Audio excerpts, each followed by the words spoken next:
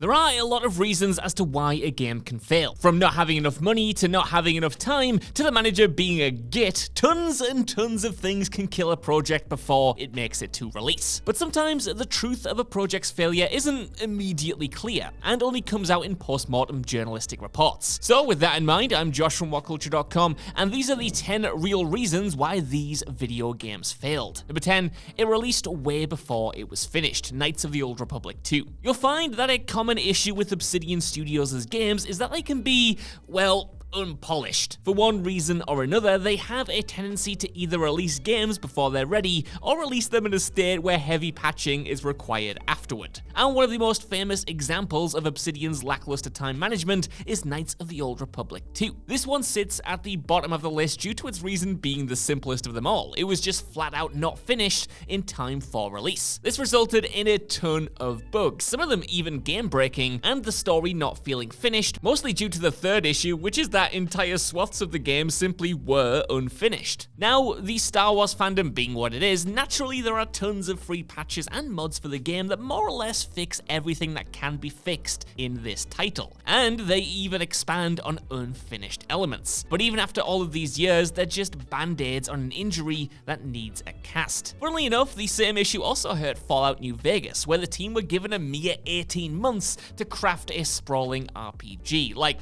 guys, Obsidian are great, but they're not miracle workers. Number 9, EA interfering at every turn. ULTIMA 9 Ascension. It is no secret that EA is one of the most hated companies in the entire gaming industry. Hell, they've literally been given the award for worst company in America several times over. There are plenty of reasons as well for fans to have issues with them, but for classic CRPG fans, that reason comes in the form of what they did to poor Origin systems. See, if you thought EA closing down studios that they set up to fail in the first place was a new thing, well, oh no. They've been doing it for literal decades, and Origin was one of their most famous victims. Once one of the founding fathers of computer gaming, the Ultima series was reduced to a joke in a 1-2 punch of the unfinished Ultima 8 Pagan and the truly disastrous Ultima 9 Ascension. And both failures have one thing in common, and no prizes for guessing what it is. As you can imagine, EA interfered in the development of Ultima 9 at pretty much every single turn.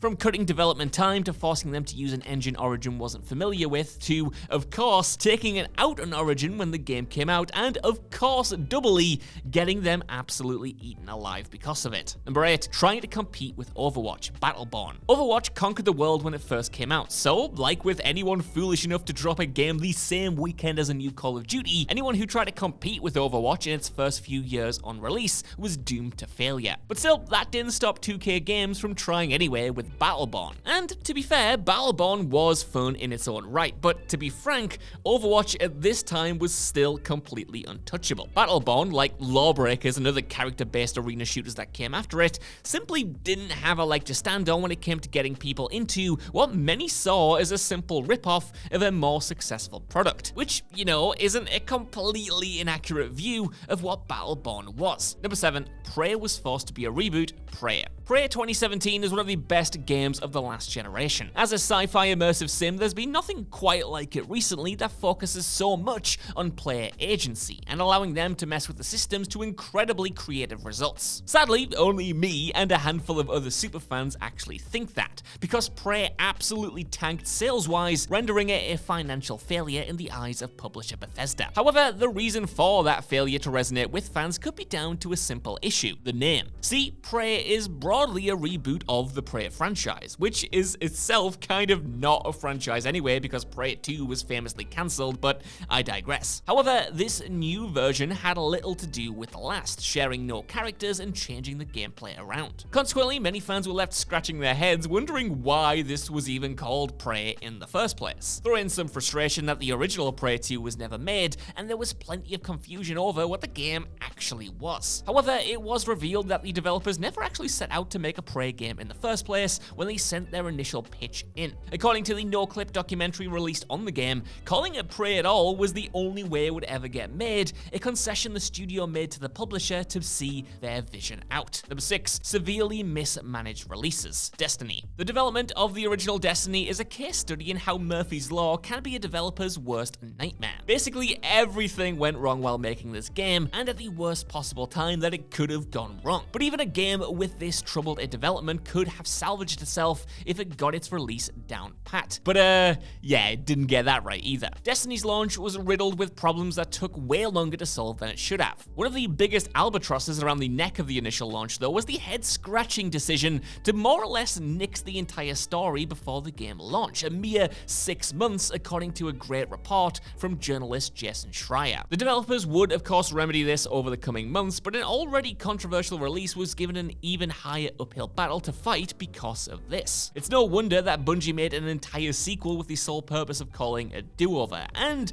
the fact that they even got to do that speaks to how much leeway the gaming public affords companies like Bungie. Number 5. Rushed out before the contract expired. Tony Hawk Pro Skater 5. When you buy the rights to adapt an IP into a piece of media, you'll more often than not have to accept the fact that if you want to keep the IP, you have to, use it. You can't just sit on it. Which, besides being the reason why Sony is so desperate to make a Morbius a thing, is hypothesized to be one of the main reasons why Tony Hawk Pro Skater 5 was such a colossal train wreck. The Pro Skater franchise's heyday was already well behind it at this point. But what definitely didn't help matters was the fact that, according to a Vice write-up, Activision could have rushed the game to release way before it was finished just to make sure that they could cash in on the game one last time before the contract officially expired and they had to consider renewing. This naturally led to Pro Skater 5 being a complete embarrassment when it hit store shelves, not helped by the fact that on top of the rush job, development was handed to developer Rob Modo, who are infamous among Pro Skater fans for doing the first terrible remake. So unfinished was the released game that Activision had to release patches and updates with file sizes that are normally reserved for anything made by Rockstar. And even then, the game was still a fundamentally poor experience. Number 4, Crunch and Hubris. Cyberpunk 2077. Cyberpunk, after almost a decade of being teased by developer CD Projekt Red, was finally released to near universal hatred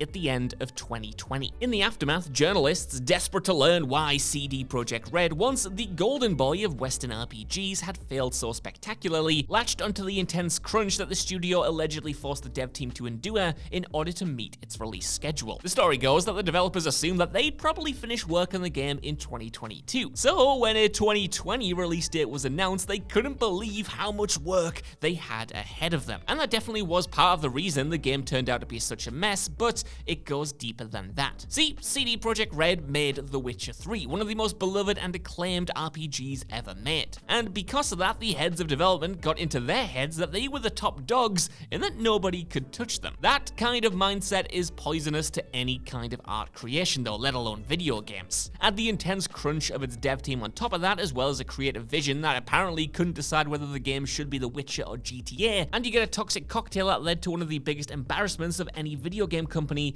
in the industry's history. Number 3, trying to make it something it isn't. Dead Space 3. Dead Space 3 was doomed from the start. EA essentially gave themselves a self-fulfilling prophecy with this one, coming right out and saying months before launch that the sequel needed to sell 5 million copies to justify itself, and that's a lot for any franchise, let alone something as horror-focused as Dead Space. Even worse, to hit the broadest market possible to get these expectations, EA tinkered as much as possible behind the scenes, wanting a more action-focused game this time around. Consequently, Dead Space 3 lost a lot of the horror elements that made the previous game such hits with players. Hell, according to a great Eurogamer report, the devs had cool ideas for how to actually implement co-op in a scary way with asymmetrical gameplay, but those ideas were eventually tossed out. Throw on top of this a microtransaction system which broke the core weapon progression and pissed everyone off, and you had a Frankenstein's monster that pleased no one. If EA just let Dead Space be Dead Space and play to its horror strengths, then it might still be here to this day. Number 2, forced to use an incompatible engine, Mass Effect Andromeda. I really honestly didn't intend to focus so much on EA during this list, but well, here we are again. I promise this isn't personal. BioWare Edmonton is usually the team behind all of BioWare's games, but for the long-awaited sequel to one of their 2 flagship franchises, EA outsourced development of Mass Effect Andromeda to BioWare's then new studio stationed out of Montreal, which isn't a problem in itself, but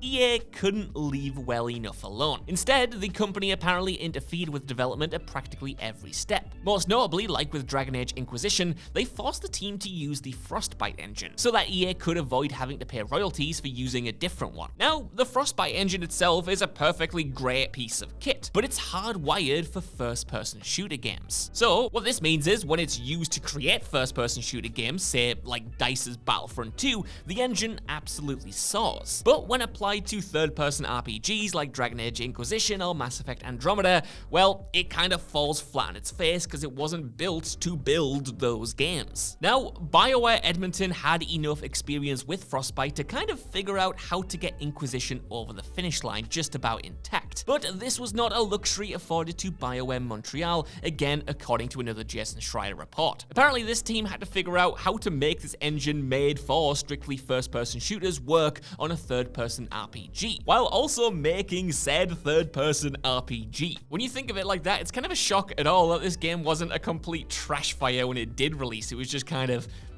Number 1, rushed out in 5 weeks because no one knew what they were doing. E.T. and the Atari 2600. The most infamous failure in video game history, the story of E.T. for the Atari 2600 had to be at the top of this list. EA, Activision, and the rest may have their cardinal sins when it comes to how they manage development of their games, but even they probably know better now than to make the mistakes that Atari made when creating E.T. See, game development at the time was pretty much the Wild West. It was uncharted territory where no one really knew what the hell they were doing, and yet were pouring a sinful glut of video games onto the market. This led to Atari demanding that an E.T. game be made in apparently just 5 weeks in order for it to come out in time for Christmas. Now, this is an unrealistic time frame for even the simplest of video games, but again, no one from the bottom to the top really knew that yet. Or if they did, they didn't listen to the guys sounding the alarm bells. Whatever the reason, this resulted in a game that broke the camel's back of the video game industry entirely